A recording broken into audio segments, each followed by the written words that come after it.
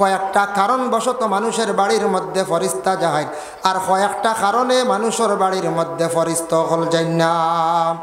আল্লাহর রাসূলে ফরমাইন, এক নম্বর হইল যে বাড়িতে একটা নতুন একটা নয়া জন্মগ্রহণ করছে শিশু সন্তান, ছেলে হোক কিংবা তো মেয়ে হোক, যে বাড়ির মধ্যে সন্তান জন্মগ্রহণ করছে করার সঙ্গে সঙ্গে এই বাড়ির মধ্যে আল্লাহর পক্ষ থেকে রহমতর ফরিস্তা হল যায়। ফরিস্তা হল যায়, সন্তান জন্মগ্রহণ করার লগে লগে ফরিস্তাও যায় না, লগে শয়তানও যায়। বলে শয়তান কিতাল লাগি যায়? রাসূলুল্লাহ ফরমাইন, আমিন বানি আদমা মাউলুদুন ইল্লা ইয়ামুসসুহু শাইতান হিনা ইউলাদু ফায়াস্তাহিল্লু সারিখাম মিন মাসসিশ শাইতান গায়রা মারইয়ামা ওয়া ইবনিহা। প্রত্যেক আদমের ঘরে সন্তান জন্মগ্রহণ করার সঙ্গে সঙ্গে শয়তানে সইয়া থাকে। মায়ে দোয়া করার কারণে দুইজন দে শয়তানে সইতে পারছে না। গায়রা মারইয়ামা ওয়া ইবনিহা, হান্না বিনতে ফাকুজে দোয়া খসলা তান সন্তান মরিয়ম জন্মগ্রহণ করছেন, আর মরিয়মের ঘরে ঈসা রূহুল্লাহর জন্ম হইছে। একমাত্র মায়ে দোয়া খসলা, দোয়ার বরকতে শয়তানে সইতে পারছে না।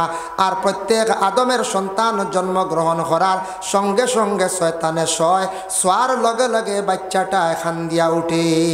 আমরা হই না বাচ্চা জান আছে ফিরিছে খানদের ফয়লা জন্ম হওয়ার লগে লগে ও শয়তানে ফয়লা ছয় এগু তার এগুই লগে তার খাসিয়ত হে। প্রত্যেক আদম জাতির গে ফয়লা একবার কুসা মারব সইব, আপনারেও সইছি আমারেও সইছি সবরে সইব।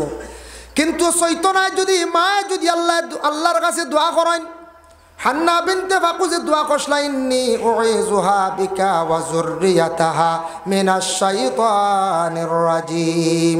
আয় আল্লাহ, আমার যে সন্তান দান করছো, সন্তান ভূমিষ্ঠ হওয়ার সাথে সাথে আমার সন্তানটি আল্লাহ শয়তানের কুসাত থেকে হেফাজতে রাখিও।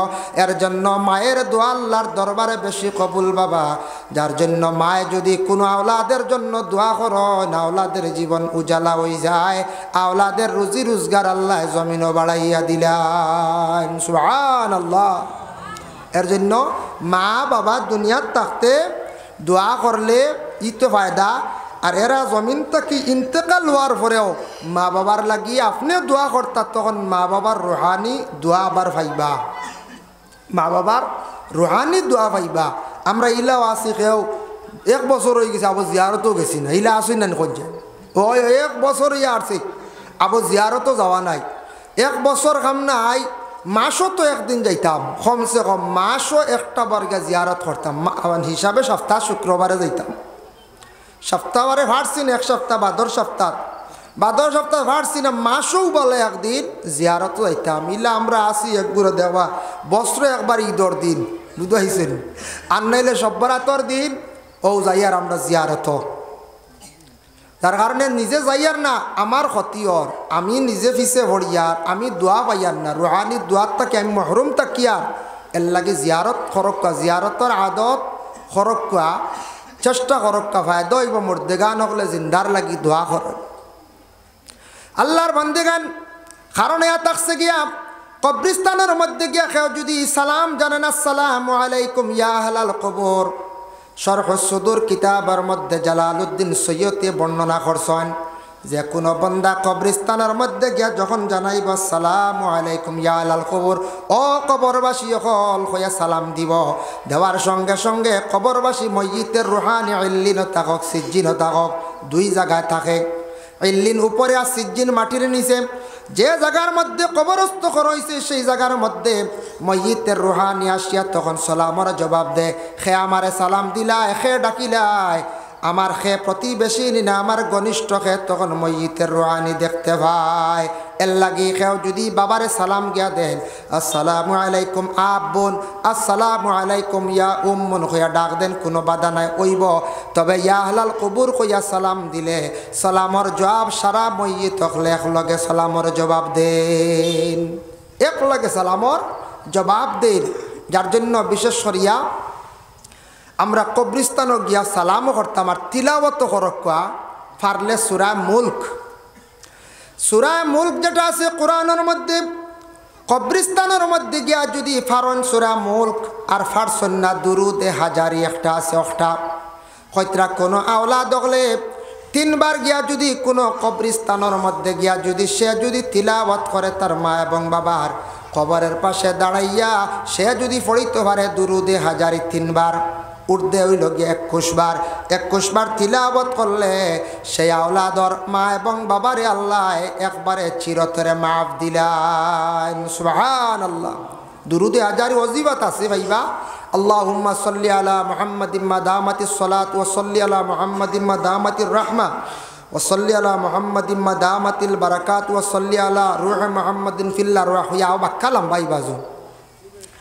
যাই হোক ও দুরুদুগু ভাইবা ফাললে গু কতবার পড়িতা উর্দে ফাললে 21 বার নিম্নতম 3 বার যদি ফড়ই তে কবরস্থানের মা বাবার কবরের আযাব আল্লাহ উঠাইলে মাফ দিলে। এর লাগি 21 বার পড়াইল গে বেহতর। ভাই মুসলমানের জন্য বিশেষ করিয়া আল্লাহর কালাম কোরআন শরীফ যে কিতাব যেটা আছে এটা আমরা মুসলমানের জন্য শিক্ষাটা অর্জন করা অত্যন্ত দরকার। নামাজ ও কোরআন শরীফ তিলাওয়াত লাগে। এর লাগি বাচ্চাদের সবাই মক্তবের মধ্যে শিক্ষা যেটা দেওয়া হয় এটা আমরা ইসলামের বুনিয়াদি মেন শিক্ষা। এটার উপরে আমরা দুর্বল থাকতাম না। বাচ্চাদের উপযুক্ত শিক্ষা দেওয়া সকালবেলা সবাই বক্তব্যের মধ্যে, যার কারণে সকালবেলা যে শিক্ষা দেওয়া হয় কোরআন শরীফ শিখানি হয়। এর জন্য প্রত্যেক মানুষে যদি আমারে আপনারে প্রশ্ন করে কোরআন শরীফ তিলাওয়াত করিয়া শুনানি, সারা মুসলমান হলে কোরআন শরীফ তিলাওয়াত জানন। ও শিক্ষার কারণে সকালবেলা শিক্ষার একটা আমরা সুব্যবস্থা বড় ভালো ব্যবস্থা ওটার কারণে ইসলাম ধর্মের মহাগ্রন্থ কোরআন প্রত্যেক মুসলমানরা তিলাওয়াত জানে। ইলা হওয়া যায় না। ইটা লাখের মধ্যে কজন বারইতে পারেন সুরাও বলা তিলাওয়াত জানালে প্রত্যেকে কোরআন শরীফ তিলাওয়াত জানে, মানে সুরাগুলাও তিলাওয়াত জানো। জানেননি না না যায় সব মুসলমানে কোরআন শরীফ তিলাওয়াত জানেন নানি? সবে জানে। কলিমা পড়া জানেন নানি? জানন, সবেও জানো, সবেও জানো। যার জন্য আমরা মুসলমান সমাজ, আমরা শিক্ষার প্রয়োজন আছে। শিক্ষা এমন এক বস্তু, শিক্ষা কোনোদিন মানুষে চিনাইয়া নিতে পারে না। যে যতটুক শিক্ষা জ্ঞান অর্জন করবা ততটুক আপনার জীবনে ফায়দা। জেনারেল শিক্ষার একটা উদাহরণ উপমহাদেশের মধ্যে বিখ্যাত অলি আল্লামা সাহেব কিবলা ফুলতলি রহমতুল্লাহি তাআলা আলাইহি, যার জীবনে দেখা যায় সব সময় কোরআন নিয়ে ডিসকাস করতা, কোরআন ডে বড়তেন সম্মান করতা, কোরআন ডে বড় শ্রদ্ধা করতাম, কোরআন এত বেশি তিলাওয়াত করতা। সাহেব কিবলা ফুলতলির আল্লাহ জমিন কতটুক সম্মানী বানাইয়া রাখছন। ফুলতলির লাগে কেউ তুলনা দেওয়ার মানে জলদি জি না। এক কোরআন ডে সম্মান করার কারণে কোরআনের এমন একটা সুব্যবস্থা জমিনে তুইয়া গেছেন। বিশুদ্ধভাবে কোরআন ডে শিক্ষা অর্জনের সুব্যবস্থা দারুল কিরাত। আমরা দারুল কিরাত রেখেও অবহেলা করি, ইনু দিয়া লাভ নাই, এটা খেয়েও আমরা অবহেলা করি। দারুল কিরাত খেয়েও দারুণ কিরাতও হয় কোনো সময়, ইনু দিহনার দারুণ কিরাত, দারুণ রুন নাই, দারুল কিরাত, কিরাতের গড় কোরআন শুদ্ধ করি পরিবার একটা প্রতিষ্ঠান। রমজান মাসে শিক্ষা দেওয়া হয়, কোরআন শুদ্ধ হইত। কোরআন যে কিতাব আল্লাহর কালাম শুদ্ধ করে যদি কোনো মানুষ তার জীবনে যদি সে পড়ে না, ছোট্টবেলা পড়ছি মসজিদের মধ্যে যাওয়ার পরে আমরা কোরআন শরীফ তিলাওয়াত করতে সময় পূর্ণাঙ্গভাবে হরফগুলা উচ্চারিত হইছে না, হরফ তার মখরজ থাকি তার স্থান থাকি হরফগুলা উচ্চারণ হয় না। বড় হওয়ার পরে যখন মানুষ সমুজদার হয় তার ভাষাটা পুরা প্রকাশ হয়, ভাষাটা যখন পুরা পরিষ্কার হয়, এই সময় মানুষে মেহনত করলে ইমাম সাবর পিছনে শুনিয়া কোরআনটারে শুদ্ধ করত। নতুবা বাচ্চাদের দারুল কিরাতর মধ্যে দিয়ে কোরআন খানটা শুদ্ধ করা, কোরআন গলত করিয়া নমাজ পড়িলে নমাজ ফাঁসিদ হয়ে যায়।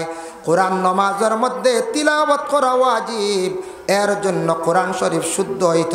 সারা জীবন গলত করিয়া নমাজ পড়িম, সেই নমাজ দ্বারা আপনার আমার কোনো ফায়দা হইতাম নাই। নমাজ পড়তে হলে কোরআন শুদ্ধ শর্ত। মাসলা দেখো খেয়রের মুখত দাড়ি বিলকুল নাই, এন কিতা অন্য ধর্মর মানুষ নি বলে না, এই মুসলমান ঠিক আছে, তানারে হওয়া হইছে ফাসিক, আর কিচ্ছু নাই। কিন্তু মাসলা হইল একজনের দাড়ি আছে অত সুন্দর মিয়াসা বুবালা, তান কোরআন হলত বুল। আর অন্য দেখা গেছে একজন মানুষের মুখত দাড়ি নাই কিন্তু তান কোরআন খান সহি শুদ্ধ, তান ফড়াও সুন্দর। মাসলা হইল গিয়া যার কোরআন শুদ্ধ এনরে আগে নমাজও দিলাইতা, দাড়ি লম্ব হইলে কোরআন গলত হইলে এনরে আগে দিয়া নমাজ পড়াইতা না। কত গুরুত্ব আইছে বলে দাড়ি লম্বা দান্ডে দিলাই কোরআন গলত এই না, যার দাড়ি নাইও বলা তার কোরআন সহি আছে এ নমাজ পড়াইতো। কতটুকু গুরুত্ব আইছে মানে নমাজের ক্ষেত্রে আর কোরআনের ক্ষেত্রে। এর জন্য কোরআন তিলাওয়াত করতে গিয়া খেয়াল করবা কিবলামুখী বসিয়া কোরআন শরীফ তিলাওয়াত করাইল গিয়া মুস্তাহাব। উচ্চা জায়গার মধ্যে কোরআন শরীফ রাখিয়া তিলাওয়াত করাইল গিয়া মুস্তাহাব। কোরআন শরীফ তিলাওয়াত করতে সময় সুগন্ধজাত জিনিস জ্বালাইয়া তিলাওয়াত করবা। কোরআন শরীফ তিলাওয়াত করতে সময় আতরবালা ব্যবহার করছেন। আতর কইতে গিয়া মহিলারা আতর ব্যবহারটা করবা না, নিষিদ্ধ হয়েছে।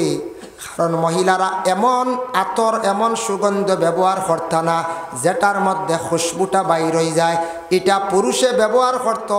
আর মহিলারা এমন জিনিস ব্যবহার করত যেটার মধ্যে জিনত বাসে ফর্সা বাসি।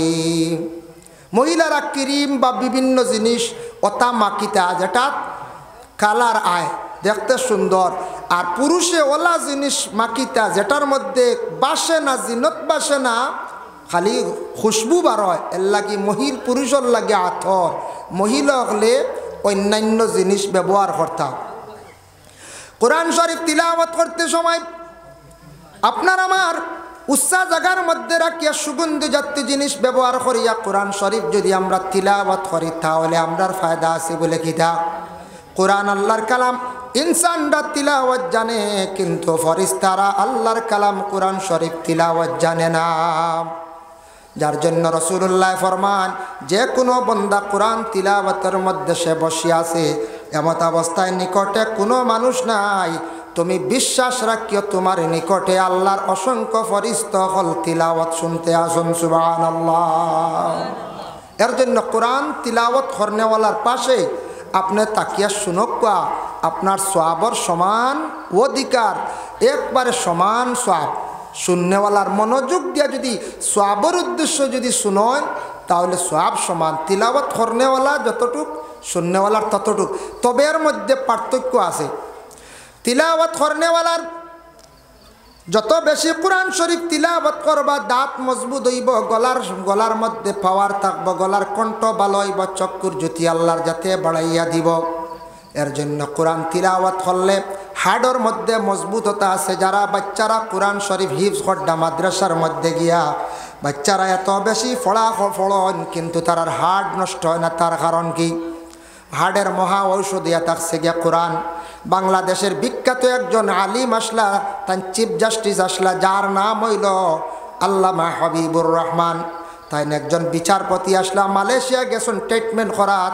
যাওয়ার পরে ডাক্তারে বলছে হয়েছে বলে ও মৌলানা সাহেব আপনার কারণটা কিতা, আপনার কোন ধরনের রোগী, অসুবিধাটা কিতা? বলে হার্টের সমস্যা।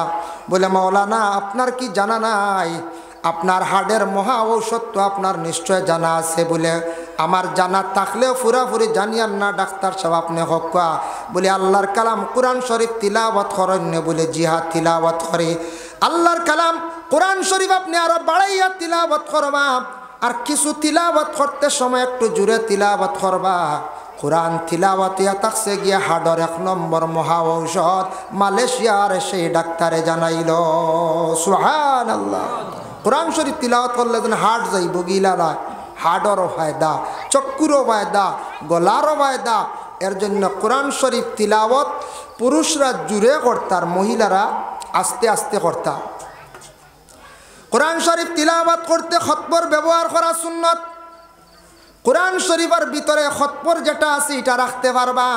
ফাত্তা উল্টাইতে সময় কেউ সেফ লাগাই দেন, এটাও থাকছে গিয়া বেয়াদবি। কোরআন শরীফরে যদি আপনি এক জায়গার মধ্যে টেবিলত রাখছেন, কোরআনের উপরে একটা কলম বা অন্য কোনো বই যেটা রাখা, এটাও বেয়াদবি। কোরআন সবার উপরে থাকতো, কোরআনটা আপনি অন্যান্য বইয়ের নিচে কখনো আপনি রাখতা না, অন্য কোনো বইয়ের নিচে রাখতা না। এমন কিতাব আজিম, কিতাব আল্লাহর যাতে আমাদের দান করছেন। একদিন হযরত আয়েশা সিদ্দিকা রাদিয়াল্লাহু তাআলা আনহারে প্রশ্ন করাইল, গো আয়েশা আল্লাহর রসুলের আখলাক কি পরিমাণ ছিল? তখন আয়েশা সিদ্দিকা জবাব দিন, কানা খুলুকুল কোরআন অবিকুল, আল্লাহর রসুলের আখলাক কোরআন মোতাবিক ছিল। সুবহানাল্লাহ। অবিকুল কোরআন মোতাবিক রসুলুল্লাহর আখলাক ছিল, ব্যবধান নাই, এক জোড়া কম বেশ নাই। আয়েশা তাই নিজে বর্ণনা দিছেন, খাস কোরআন মোতাবিক আল্লাহর রসুলের চলা চরিত্র সব কিছু আসলো। যার জন্য বিশেষ করে আহলে আরবের মানুষে আল্লাহর রসুলের চলা চরিত্র দেখিয়া মানে কোনো সময় তারা মানে চিন্তা পড়ে যাইত যে মুহাম্মদের চলা চরিত্রটা অত সুন্দর, তার কারণটা কি? তা এত বেশি তারা চিন্তা করত কোনো সময়। যার জন্য সে আল্লাহর কালাম কোরআনের মধ্যে আল্লাহর জাতি ঘোষণা করেন, ইন্না নাহনু নাযালনায যিকরা ওয়া ইন্না লাহু লাহাফিজুন। আল্লাহ জানেন, হে আমার বান্দারা, আমি সেই কোরআনকে দুনিয়ার জমিনের মধ্যে অবতীর্ণ করছি, কিন্তু সেই কোরআনের হেফাজতকারী হইলাম কি আমি আল্লাহ। দুনিয়ার কেউ যদি কোরআনের যদি হেফাজত করো না, কোরআনের যদি তুমি সম্মান করো না, আমার কোরআনের কোনো কমি হইতো নাই। আমি আল্লাহ কোরআনটা পরিমাণ আমি হেফাজত করছি বলে খিলাম। তার একটি উদাহরণ, দুনিয়ার কোনো বই পুস্তকের সঙ্গে কোনো তুলনা হইতে পারে না। যার জন্য এই কোরআন কিতাব যদিও কাগজর দেখি আর আরবিতে লেখা, এমন এক ভাষা এটার আরবি। আমরার কোরআনের ভাষাটা হইল গিয়া আরবি, আল্লাহর জাতর ভাষা হইল গিয়া আরবি। কবরে যাওয়ার পরে সোয়ালর জবাব, সোয়াল হইব আরবি, জবাব হইব আরবি। ময়দানে মাহশর হাসরের ময়দান ভাষাটা হইব কোনটা বলে মিশ্রি। মিশরের ভাষা একটা আছে, মিশ্রি ভাষা হাসরের ময়দানও আলোচনা হইব, মাত হত হইব। আমি খাইতাম না সাহেব। যার জন্য আল্লাহ পাক রব্বুল আলামিনে দুনিয়ার জমিনও ফাটাইছেন নবীরে, আর এক নিয়ামত দান করছেন কোরআন কিতাব। আজিম একটা কিতাব আমরা পাইছি কোরআন শরীফ। যে কোরআন শরীফের অত বরকত, যে কোরআন শরীফের অত সম্মান, যেটা অতুলনীয়। দুনিয়ার বহু বই পুস্তক আছে, ইটা খালি কয়েকদিন পড়ি আনলে এটা পুরাতন হয়ে যায়, কিন্তু কোরআন শরীফ সারা জীবন পড়াইব, এটা কিন্তু পুরাতন হয় না। কোরআন শরীফ হিসাবে প্রত্যেক শুক্রবারে পড়ায়, জুমার নমাজ পড়ায়, অন্যান্য অক্তের নমাজ পড়ায়, কিন্তু কোরআন কোনোদিন পূর্ণ হয়েছে নি? জি না, পুরাতন হয়েছে না। সে কইন না যেন বলে আমরা কোরআন শরীফ আর শুনতাম না, অন্য কিচ্ছু ফলকা কিচ্ছু কইন না, কোনোদিন ইলা খোয়ার কথাও নাই। কোরআন এমন এক কিতাব, প্রত্যেক দিন পড়িলেও পুরাতন হয় না। যত পড়িবা তত বেশি এটার মধ্যে মজা। ও চেয়ার আছে, বিলাল বিচ্ছা বনাইও, হয় অনা উপরে দিয়াও। যার কারণে বিশেষ করে আল্লাহ পাক রব্বুল আলামিনে আমরারে তৌফিক দিতা, প্রত্যেকের ঘরের মধ্যে কোরআন আছে, কিতাব আছে। এমনি যেটা বই আছে, ইটা বই যদি কোনো মানুষে পড়ে অজু লাগে না, কিন্তু কোরআন শরীফ পড়িতে অজু লাগে, লাগেন না? না লাগে। আনা অজুয়ে কোরআন হয় না। কোরআন তিলাওয়াত জায়জও নাই, মানে কোরআন সোয়া জায়জ নাই, তিলাওয়াত করতে হওয়ার বা কোনো সময় অজু নাই, কিন্তু বিনা অজুয়ে কোরআন শরীফ সোয়া জায়জ না। আর কোরআন এমন একটা ইসলাম ধর্মের মহাগ্রন্থ কোরআন, প্রত্যেক মুসলমানরা কোরআন শরীফ তিলাওয়াত জানেন না? না জানেন, কিন্তু আমরা সেই কোরআন আল কারিমও আছে, লা ইকরাহা ফিদ্দিন। আমরার গ্রন্থে আছে যে আল্লাহর জাতের নির্দেশ, ইসলামের মধ্যে কোনো চাপ সৃষ্টি নাই, জোরজবস্তি নাই। এর জন্য আমরা ইসলাম ধর্মের মানুষ, অন্য ধর্মরে আমরা কোনো চাপ সৃষ্টি করি না। আমরা কোনো দিন হই না বলে আমরা হিন্দু কোনো বাইরে বলে তুমি কলিমা পড়ো মুসলমান হয়ে যাও, ইলে আমরা হইনি বলে না। অসংখ্য বিধর্মীরা, অসংখ্য ইসলাম ধর্মের বারা মানুষরা কি জিনিস দেখিয়া, কোন জিনিস দেখিয়া ইসলামরে কবুল করলো? নবীজির জীবন আদর্শ দেখিয়া, নবীজির আখলাক দেখিয়া মানুষ অসংখ্য বান্দাগলে ইসলামরে কবুল করছেন।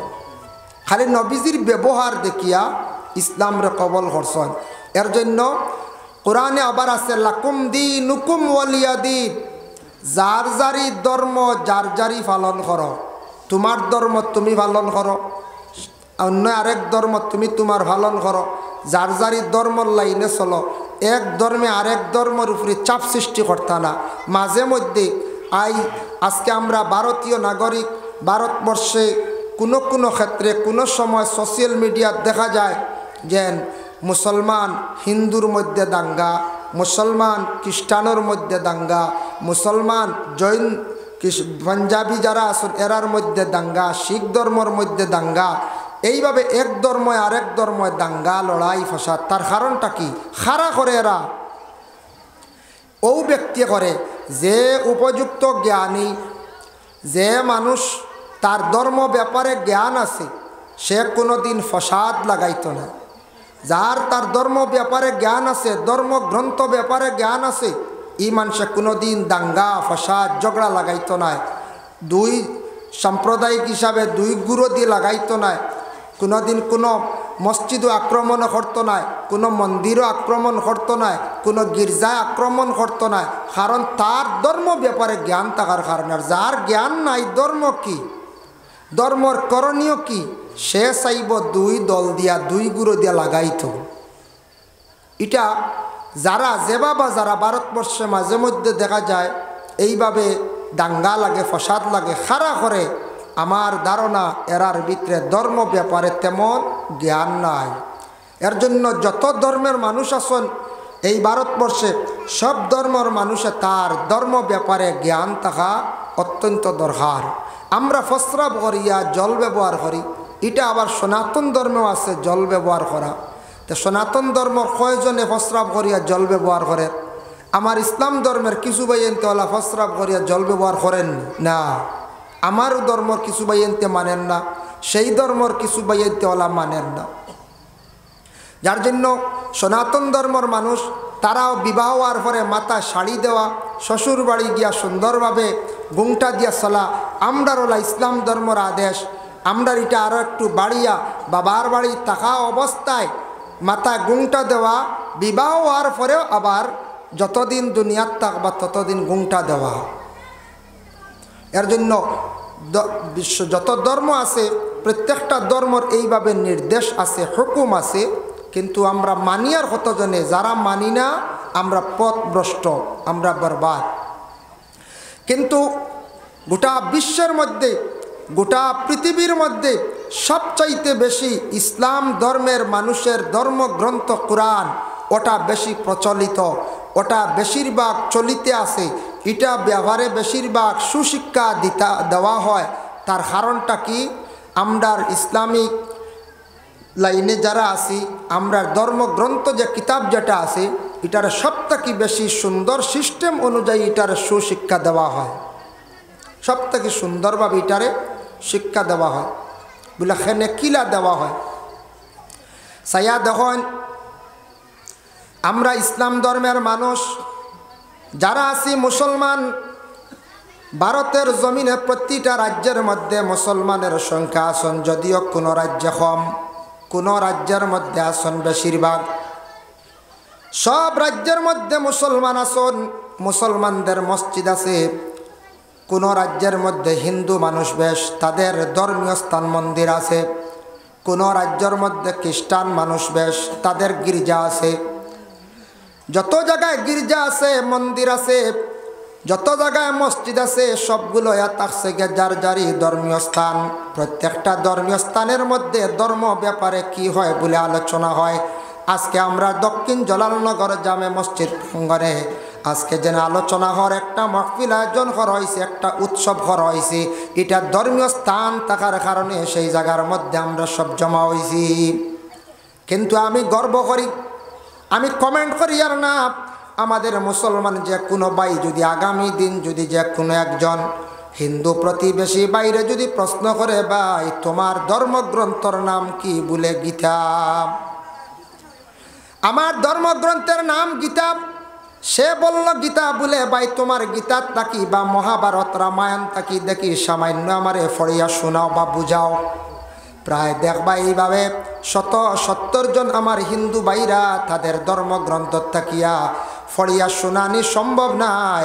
কিন্তু যে কোনো হিন্দু ভাইয়ে যদি আগামী দিন আমার একজন মুসলমান ভাইরে যদি প্রশ্ন করে বলে ভাই তোমার ধর্মগ্রন্থর নাম কি, বলে কোরআন, বলে তোমার ধর্মগ্রন্থটা কি তুমি পড়িয়া শোনাও চান।